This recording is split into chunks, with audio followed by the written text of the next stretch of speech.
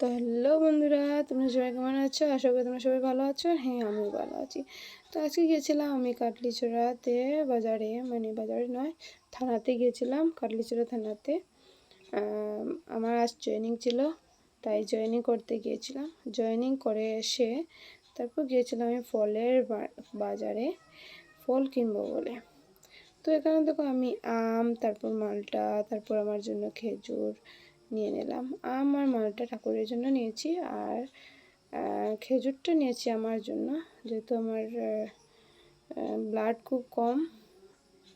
তো ডাক্তার বলেছে যে খেজুর খাওয়ার জন্য, তাই নিয়ে নিলাম এখানে খেজুর আমার জন্য। তো এখানে দেখো আমার বড়মশাই দাঁড়িয়ে আছেন এখানে।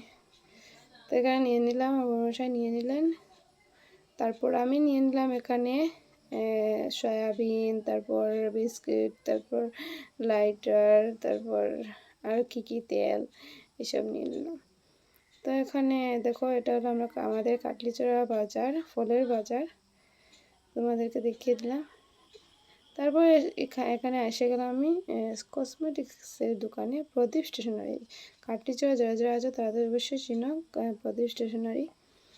আর এটা হলো আমাদের কাটলিছড়া স্টেশনারি দোকান।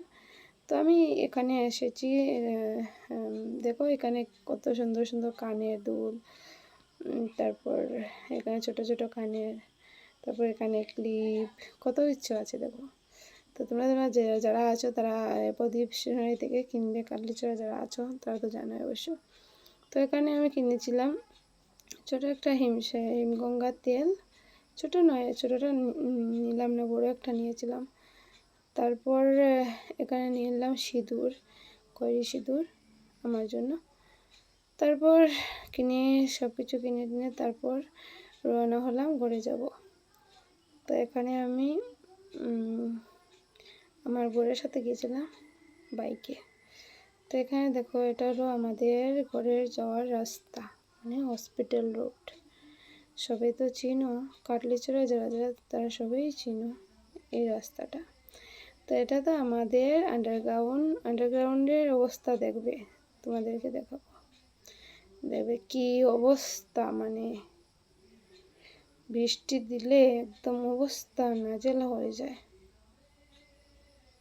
দেখো কি অবস্থা, কি জল জমেছে এখানে। জল তো যাওয়ার রাস্তা নেই, তাই জলটা জমে এখানে থাকে। দেখো কি অবস্থা, মানুষ কেমনে যে যাতায়াত করবে। আমরা তো আচ্ছা বাইকে করে চলে গেছি, কিন্তু যারা হেঁটে যাবে তারা কি করবে?